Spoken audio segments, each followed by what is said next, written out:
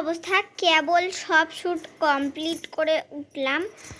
মানে কি বলবো, বই খাতা সরাই ছিটাই এগুলা ঠিক করা লাগবে, বিছানা ঝাড়া লাগবে। আমার পুরো রুমের অবস্থা এই ডেস্কটা আমি বানানোর একটা শ্যুট করছি, তো এটার কোনো প্যারা নাই এখন। ওই দিয়া আমি কালকে সেই রকম একটা ভিজছি, ওই জন্য এখন আমার আর এই হিজাবটা পরে ভিডিও করা হচ্ছে না। আর এই হিজাবটা কেন পড়তেছি না সেটা হচ্ছে, আমি কালকে সেই রকম একটা ভিজেছি। কালকে আমাদের এখানে খুব জোরে বৃষ্টি আসছিলো, আমি আর আমার ফ্রেন্ডরা মিলে ভিজেছি। এগুলা এখানে আবার কী করে, এই যে এইটা আর এইটা দিয়ে একটা ভিডিও করছিলাম, তো ওতে হচ্ছে মানে অনেক ভিউ আসছে।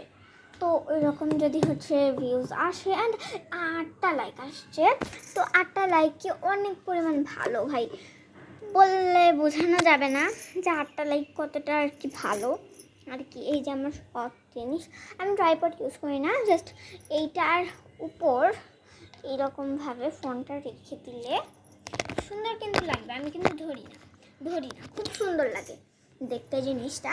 তো এখন আমি সব ঠিক করবো, তো একটা সিন নিব, এখান থেকে আমি সব জিনিসপত্র ঠিক করব। তো এখানে গেলে তো বই, এগুলো বই আশা করি দেখা যাচ্ছে, ওখানে ওইদিকে দেখাতে যাচ্ছে না। হ্যাঁ, এগুলো আমার নানি আসছে, আমার নানি এই বইটা পড়ে। এই বইটা হচ্ছে জানি না কোথা থেকে কেনা, বাট এটা আমার পছন্দ, অনেকটাই বেশি পছন্দ। এটা হচ্ছে আমার ব্যাগ, এটা আমি এখানে রাখবো। তো এই প্রথমবার আমি ব্লগ শ্যুট করতেছি, ওই জন্য একটুখানি লাগবে আমার।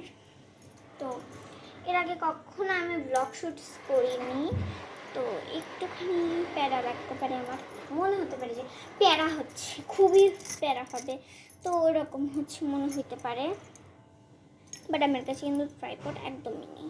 আমি ট্রাইপড ছাড়া হচ্ছে অনেক সহজেই ভিডিও করতে পারি, আর হচ্ছে ব্লগ করি নাই আমি কখনো আগে।